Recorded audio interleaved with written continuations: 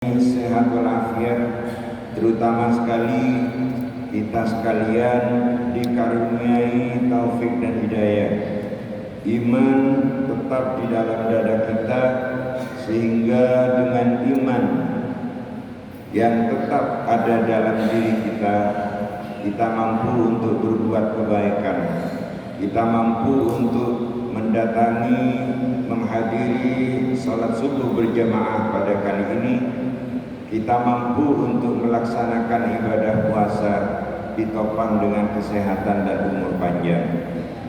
Bapak-bapak hadirin hadirat jamaah salat subuh rahimakumullah, syukur yang kita panjatkan, kita buktikan di dalam melaksanakan ibadah puasa dan seluruh macam ibadah yang kita laksanakan pada bulan Ramadan.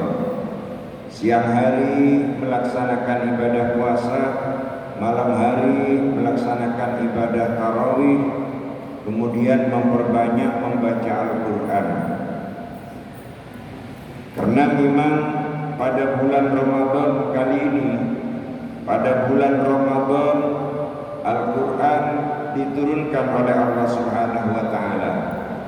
Bahkan kita sekalian disyariatkan untuk melaksanakan ibadah puasa Ramadan, karena di dalam bulan Ramadan adalah merupakan waktu turunnya Al-Quran. Bahkan itu pula lah yang menjadikan bahwa Ramadan adalah afdalus syuhur, bahwa Ramadan adalah bulan-bulan yang paling mulia. Memang kita kenal di dalam Islam ada 4 bulan yang kita kenal dengan Ashhurul Hurum, 4 bulan yang dimuliakan di dalam syariat Islam. Apa 4 bulan itu? Yang pertama adalah Zulqa'dah, yang kedua adalah Zulhijjah, yang ketiga adalah Muharram, yang keempat adalah bulan Rajab. 4 bulan ini adalah bulan yang mulia, mempunyai kedudukan istimewa dalam syariat Islam. Akan tetapi bulan Ramadan justru di atas 4 bulan yang kita kenal dengan Ashhurul Hurum, bulan-bulan yang mulia, sehingga Ramadan mendapat predikat afdalus syuhur. Paling utamanya beberapa bulan, 12 bulan di dalam 1 tahun. Oleh sebab itu di dalam bulan Ramadan ada beberapa keistimewaan. Apa keistimewaannya? Yang pertama, semua amal soleh dilipat gandakan daripada di bulan-bulan yang lain. Sehingga ketika kita melaksanakan amal soleh pada bulan Ramadan, maka sangatlah besar pahalanya. Patut bagi kita untuk melaksanakan, mengamalkan beberapa amal-amal salih, baik membaca Al-Quran maupun bersedekah sesuai dengan kemampuan kita, sekalipun tidak banyak. Di belakang rumah kita, di samping rumah kita mungkin ada anak yatim yang sekedar dikasih uang 5.000 sudah sangat-sangat senang. Kita usahakan setiap hari seperti itu. Jadi setiap hari kita melaksanakan ibadah puasa, setiap hari kita melaksanakan tadarus Al-Quran, setiap hari kita melaksanakan sedekah kepada anak yatim, dan bahkan setiap hari kita melaksanakan memberi buka puasa bagi orang-orang yang sedang berpuasa semampu kita. Misalkan memberi 5 butir kurma kali 3 untuk 3 orang, kita sedekahkan pada kanan kiri tetangga kita. Apabila itu dilaksanakan setiap hari, sedekah, kemudian memberi buka pada orang yang berpuasa, dilaksanakan setiap hari pada bulan Ramadan, mulai dari tanggal 1 sampai dengan tanggal 31, maka pasti di hari-hari itu kita menepati Lailatul Qadar. Ketika kita menepati Lailatul Qadar, maka pahala amal soleh yang kita lakukan, katanya Al-Quran, adalah khairun min alfi syahrin, lebih baik daripada 1000 bulan. Jadi bersedekah 5.000 pada anak yatim pada hari itu, nilainya ketika bertepatan dengan Lailatul Qadar, maka nilainya adalah lebih baik daripada 1000 bulan. Dan ini akan kita dapatkan setelah kita melaksanakan amal-amal itu mulai dari tanggal 1 bulan Ramadan sampai akhir bulan Ramadan.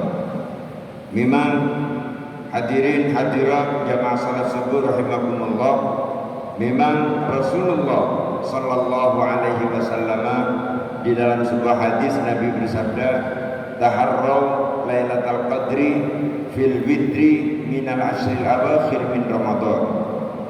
Carilah Lailatul Qadar itu di dalam malam-malam ganjil 10 hari yang terakhir bulan Ramadan.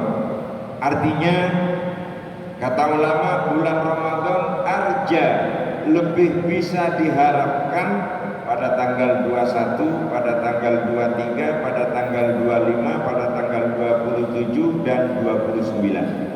Akan tetapi tidak menutup kemungkinan turun di awal bulan, turun di pertengahan bulan, dan begitulah seterusnya.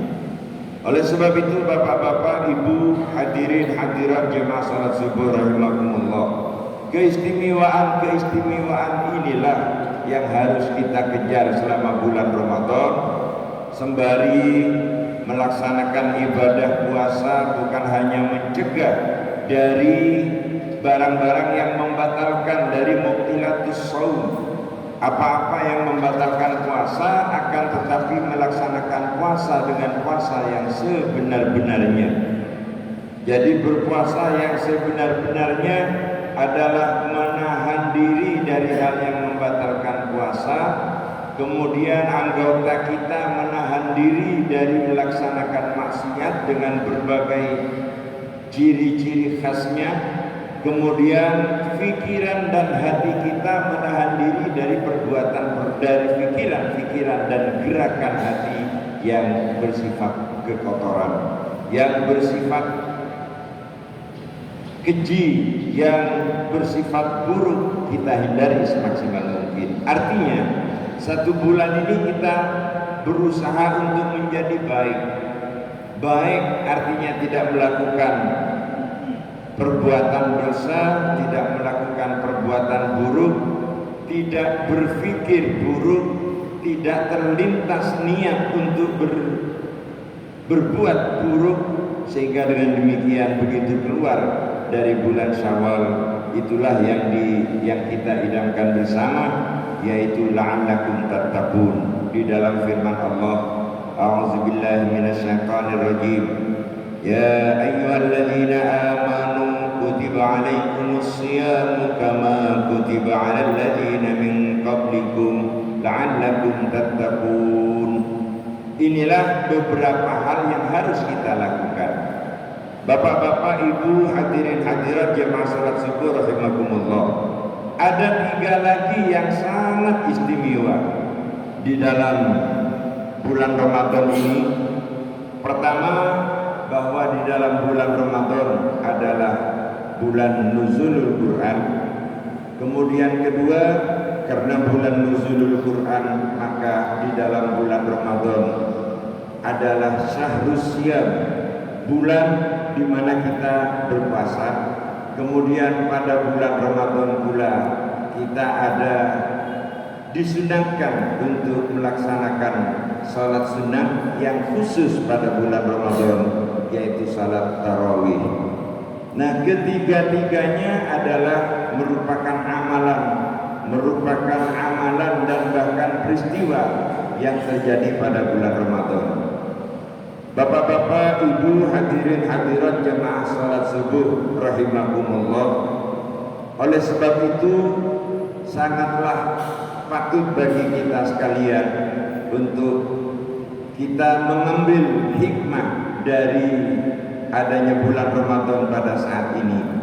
sehingga pada 1 bulan ini kita jadikan lahan bagaimana sekiranya bisa mensucikan jiwa kita, lebih memperbaiki kita daripada beberapa waktu yang sebelumnya, sehingga kita menjadi lebih naik 1 tingkat di sisi Allah Subhanahu wa Ta'ala.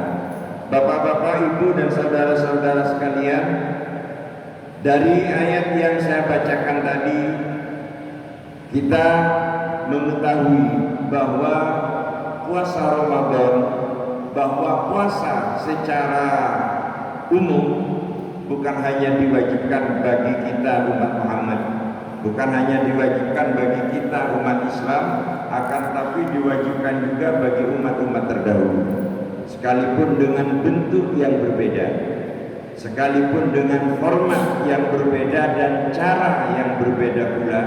Mulai dari nabi-nabi sebelumnya sudah diwajibkan adanya ibadah pada bulan Ramadan.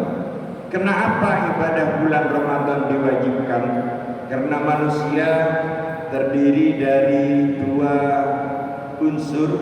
Manusia terdiri dari unsur jasmani dan unsur rohani. Seperti yang kita tahu bahwa unsur jasmani tersusun dari berbagai anggota tubuh. Di situ ada mata, di situ ada hidung, ada telinga, ada mulut, ada kaki, ada otak, ada kepala, kemudian ada tangan. Dan ini semua adalah jasmani. Dan yang perlu digarisbawahi bahwa jasmani ini adalah sangat-sangat membutuhkan makanan, sangat-sangat membutuhkan asupan. Seperti yang kita tahu, adanya peredaran darah, kemudian adanya saraf, dan lain-lain dan lain-lain. Dan justru organ-organ tubuh yang kita miliki, disitulah merupakan sarang maksiat. Disitulah merupakan sarang keburukan. Makanya orang yang terlahir tidak normal, terlahir dalam keadaan buta, terlahir dalam keadaan bisu, terlahir dalam keadaan tidak bisa berjalan, itu rata-rata mereka insya Allah lebih bersih daripada kita, karena keterbatasan. Sehingga dengan demikian anggota tubuh yang kita miliki ini menjadi sarang keburukan, sarang kemaksiatan ketika tidak diimbangi dengan rohani yang baik. Itu adalah jasmani. Kemudian rohani sampai saat ini tidak ada yang bisa mendefinisikan. Bahkan di dalam ayat Al-Quran diceritakan, a'udzubillahi minasyaitonirrajim, yas'alunaka 'anir ruh, qulil ruh min amri rabbi. Muhammad, mereka bertanya tentang ruh kepada engkau, maka katakanlah bahwa ruh adalah urusan Allah Subhanahu wa Ta'ala. Artinya tidak ada yang bisa mendefinisikan ruh. Insya Allah kemajuan teknologi bisa membuat telur palsu, akan tetapi tidak bisa menetas, tidak bisa menempatkan nafas, tidak bisa menempatkan kehidupan di dalamnya. Begitu pula kemajuan teknologi bisa membuat mata palsu, akan tapi tidak bisa berfungsi kecuali mata cangkokan. Kenapa? Karena di situ tidak ada ruh. Sehingga dengan demikian definisi ruh adalah jismun latifun la ya'rifuhu illallah. Ruh itu adalah merupakan jisim, merupakan materi yang sangat lembut dan gaib, la ya'rifuhu illallah, yang tidak diketahui kecuali hanya oleh Allah Subhanahu wa Ta'ala. Apabila asupan jasmani itu adalah makanan, maka asupan ruh untuk memperbaiki ruh, asupan ruh itu adalah merupakan bacaan Al-Quran, kemudian peringatan-peringatan mau'izah, kemudian mendatangi para ulama. Alhamdulillah pada bulan Ramadan ini kedua-duanya kita diperintahkan untuk lebih memperbaiki jasmani, memperbaiki tubuh kita, meluruskan tubuh kita dengan disyariatkan adanya puasa, sehingga dengan demikian tubuh kita, anggota badan kita berfungsi untuk yang baik-baik. Kemudian sementara ruh kita diperbaiki dengan menggunakan sholat, ruh kita dipupuk dengan menggunakan sholat. Dan apabila ruh dan rohani dan jasmani itu sudah menjadi baik, maka di sanalah fungsi khalifah itu bisa dijalankan dengan baik. Kita bisa menjadi pemimpin dengan baik karena jasmani baik, terutama sekali rohani kita baik. Maka ketika kita sudah menjadi khalifah, berarti disitulah fungsi sosial manusia. Makanya di dalam syariat yang lain ada syariat zakat untuk membersihkan kita, kepedulian sosial. Kemudian ada syariat haji sebagai ikatan kesatuan dan persatuan umat, dan begitulah seterusnya. Dan alhamdulillah justru Rasulullah Sallallahu Alaihi Wasallam selalu dalam keadaan sehat dan selalu dalam kondisi prima karena dua hal ini. Pertama adalah salat, kedua adalah puasa. Nah, mari dua-duanya ini kita perbanyak pada bulan Ramadan. Puasa kita perbaiki, kemudian salat dengan adanya salat tarawih, kemudian ditutup dengan witir, kita perbaiki kualitasnya. Karena di dalam sebagian kitab ada yang menceritakan bahwa kelak di akhirat orang yang suka melaksanakan tarawih setelah melihat buku amal, di sana tidak ada amal tarawihnya. Setelah tanya kepada malaikat, di mana tarawih saya, di mana pahala tarawih saya? Malaikat menjawab, kamu tidak melakukan tarawih, tapi kamu balapan. Jadi balapan antara satu masjid dengan masjid yang lain, balapan antara satu kelompok dengan kelompok yang lain. Kalau yang satunya selesai, satunya belum, maka ditancap saja gasnya. Sehingga dengan demikian tidak ada pahala sholat tarawih, yang ada adalah balapan dan bahkan sholat cenderung tidak sah. Nah, oleh sebab itu tugas kita adalah memberikan pencerahan kepada umat Islam di lingkungan kita. Ibda binafsik, dimulai dari kita sendiri dan lingkungan terdekat Bapak-bapak, ibu, jamaah salat subuh rahimakumullah, kita berharap dengan adanya dua hal ini, puasa dan salat, kita menjadi sehat sama dengan Rasulullah Sallallahu Alaihi Wasallam. Alhamdulillah, Rasulullah selama hidup tidak pernah sakit, sedikit pun tidak pernah sakit. Selama hidup tidak pernah sakit kecuali penyakit ajal. Jadi kecuali ketika akan dijelang oleh ajal, baru Rasulullah sakit dan langsung wafat ketika itu. Sebelumnya Rasulullah tidak pernah sakit dan selalu sehat. Kenapa? Karena jasmani dan rohani menyatu, jasmani baik dan rohani baik, yaitu dengan salat dan sedekah beserta amal-amal saleh yang lain. Itulah mungkin yang dimaksudkan di dalam firman Allah, a'udzubillahi minasyaitonirrajim, man 'amila shalihan falinafsi wa man asa'a fa'alaiha wa ma rabbuka bizallamin lil 'abid. Barang siapa yang melaksanakan amal saleh, maka falinafsihi amila, maka dia telah mengamalkan amal saleh untuk dirinya sendiri. Tidak pernah amal saleh itu semata-mata untuk orang lain, sekalipun secara zahirnya untuk orang lain, suatu ketika akan kembali kepada kita. Kita menolong seseorang, maka mungkin 2 tahun yang akan datang kita butuh pertolongan, maka orang akan membantu dan menolong kita. Wa man asa'a fa'alaiha, dan barang siapa yang berbuat jelek pada orang lain, sebenarnya dia sedang berbuat jelek pada dirinya sendiri. Wa ma rabbuka bizallamin lil 'abid. Allah tidak pernah menzalimi, tidak pernah menganiaya hamba-hambanya. Oleh sebab itu kerjakanlah kebaikan sebanyak mungkin, hindarilah kejelekan semaksimal mungkin. Begitu kita tergelincir melaksanakan kejelekan, segeralah kita kembali kepada jalan yang benar, segeralah kita membaca istighfar.